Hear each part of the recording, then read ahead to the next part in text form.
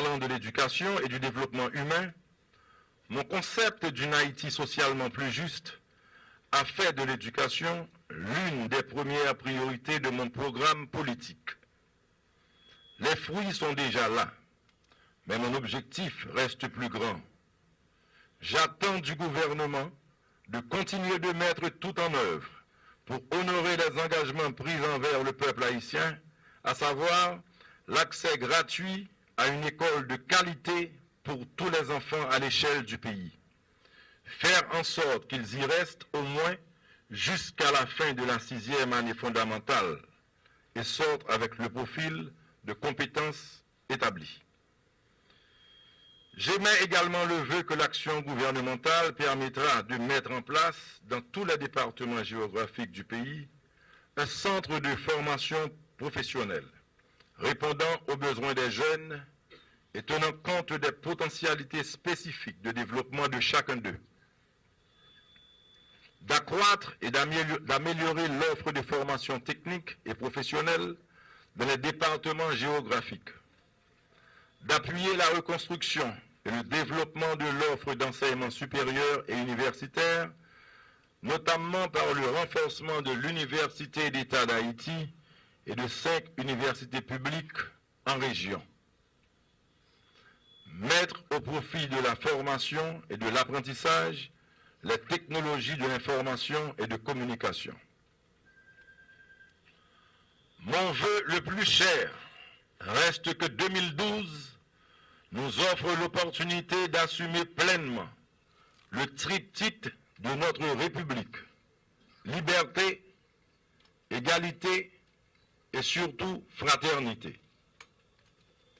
C'est Haïti qui fut la somme de luttes intestines, d'assassinats, de kidnapping, d'embargo, d'anarchie, de chaos, de destruction de l'environnement, d'égoïsme, de cupidité. Cette Haïti, il faut qu'elle change. Aujourd'hui, ce sont encore 8 millions de nos compatriotes qui vivent encore sans électricité. 5 millions d'entre nous ne savent ni lire ni écrire et sont dans le noir, le jour comme la nuit.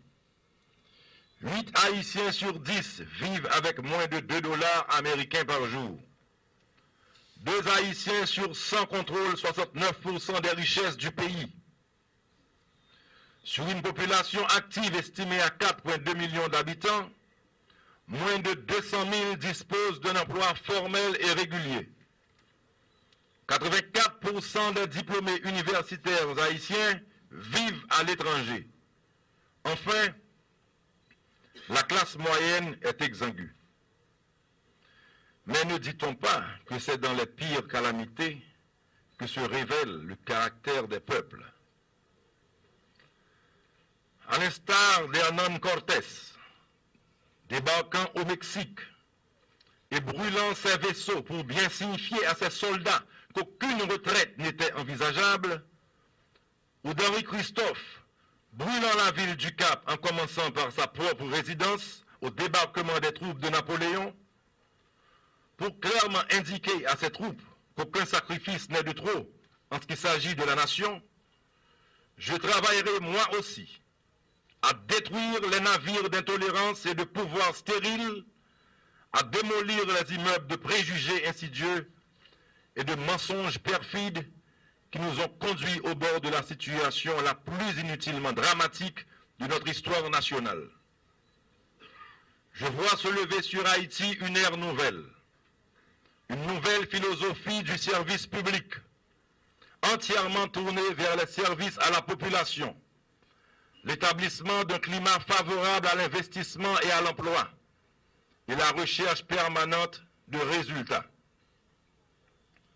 Loin de vouloir socialiser la misère, je m'engage résolument vers la création de richesses, afin d'en partager solidairement les profits, sans exclusion et sans exclusive.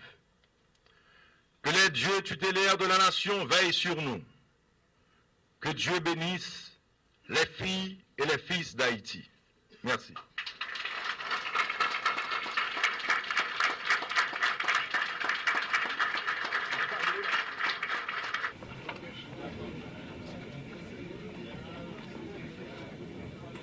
Plus rien n'est à l'ordre du jour et en fonction des pouvoirs qui me sont conférés, je déclare lever la séance en Assemblée nationale.